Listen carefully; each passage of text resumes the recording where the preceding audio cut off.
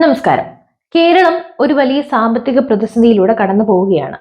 സാധാരണക്കാരൻ നികുതി ഭാരം കൊണ്ട് നടുവൊടിഞ്ഞു കിടക്കുമ്പോൾ സർക്കാരിന്റെ ദൂരത്തിന് ഒരു കുറവുമില്ല. ഖജനാവ് കാലിയാണെന്ന് സർക്കാർ തന്നെ പറയുമ്പോഴും കോടികളൊക്കെ മുടക്കി ആഡംബരങ്ങൾ തീർക്കുന്ന തിരക്കിലാണ് നമ്മുടെ ഭരണാധികാരികൾ. ഇതെല്ലാം ആർക്കു വേണ്ടിയാണ്? ജനങ്ങളോടുള്ള ഈ വെല്ലുവിളി എന്തിനു വേണ്ടിയാണ്? നമ്മുടെ സംസ്ഥാനം കടുത്ത സാമ്പത്തിക ഞെരുക്കത്തിലായിട്ടും നിയമസഭാ മന്ദിരത്തിലെ ഡൈനിങ് ഹാള് നവീകരിക്കാൻ സർക്കാർ ചെലവാക്കുന്നത് 7.5 കോടി രൂപ. 7.40 കോടി രൂപയുടെ ഭരണാനുമതി ലഭിച്ചു. നിയമസഭയുടെ 25ാം വാർഷികത്തിന്റെ ഭാഗമായിട്ടാണ് ഈ നവീകരണം. എന്നാൽ ഈ പണം എന്തിനു വേണ്ടിയാണ് ചെലവാക്കുന്നത് എന്ന് കേട്ടാൽ നിങ്ങൾ ഞെട്ടും.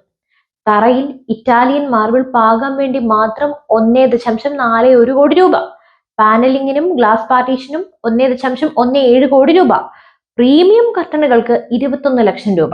ഇതെല്ലാം എന്തിനാണ്? നിയമസഭയുടെ ഊട്ടുപുരയാണോ ജനങ്ങളുടെ ഏറ്റവും വലിയ പ്രശ്നം?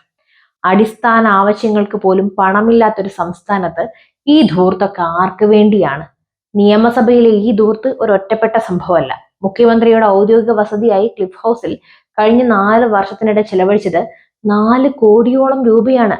ലിഫ്റ്റ്, കക്കൂസ്, അടുക്കള, വിശ്രമമുറി എന്നിവയെല്ലാം നവീകരിക്കാൻ കോടികളാണ് ചെലവാക്കുന്നത്.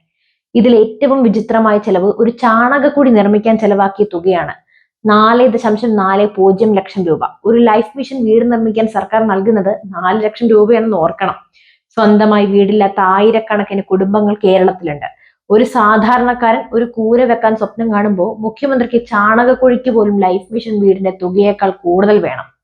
ഇത് ജനങ്ങളോടുള്ള പരിഹാസമൊന്നും അല്ലെങ്കിൽ പിന്നെ എങ്ങനെയാണ് നമ്മൾ ഇത് മനസ്സിലാക്കേണ്ടത്?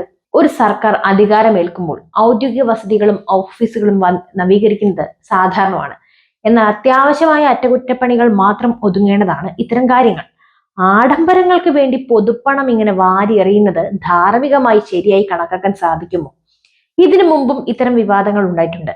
കെ കരുണാകരന്റെ കാലത്ത് ക്ലിഫ് ഹൗസിൽ നീന്തൽക്കുളം പണിതതും VS അച്യുതാനന്ദൻ സർക്കാരിന്റെ കാലത്ത് മന്ത്രിമന്ദിരങ്ങൾ മോടി പിടിപ്പിച്ചതും വലിയ വിമർശനങ്ങൾ ഏറ്റുവാങ്ങിയതാണ്.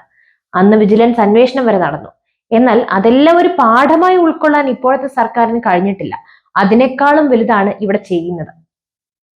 അഴിമതിക്കെതിരെയും ധൂർത്തിനെതിരെയും ശക്തമായ നിലപാടെടുത്തൊരു പാർട്ടി ഭരിക്കുമ്പോൾ ഇത്തരം കാര്യങ്ങൾ സംഭവിക്കുമ്പോൾ ആരെയാണ് വിശ്വസിക്കേണ്ടത്?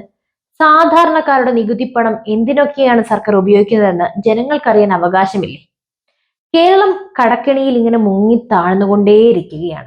നമ്മൾ മാത്രം ഇതൊന്നും തിരിച്ചടച്ച പോരാ. നമ്മുടെ മക്കൾ, അവരുടെ മക്കൾ അങ്ങനെ ഒരു 10 തലമുറയ്ക്ക് അടക്കാനുള്ള കടം ഇപ്പോൾ തന്നെ ആയിട്ടുണ്ട്. അപ്പോൾ ആഡംബര ജീവിതം നയിക്കുന്ന ഭരണാധികാരികൾ ജനങ്ങളെ ഇങ്ങനെ കബളിപ്പിച്ചുകൊണ്ടിരിക്കുകയാണ്. ഈ ധൂർത്തിനെതിരെ നമ്മൾ ചോദ്യങ്ങൾ ചോദിച്ചില്ലെങ്കിൽ വേറെ ആര് ചോദിക്കാൻ? നിങ്ങളുടെ അഭിപ്രായങ്ങൾ എന്തായാലും തീർച്ചയായും കമന്റ് ബോക്സിൽ രേഖപ്പെടുത്തുക. ഈ വിഷയത്തെക്കുറിച്ച് നിങ്ങൾക്ക് എന്താണ് പറയാനുള്ളത് തീർച്ചയായും ഒരു മടിയും കാണിക്കാതെ ധൈര്യസമേതം പറയുക. മറ്റൊരു വിഷയവുമായി വീണ്ടും എത്തും വരെ നന്ദി.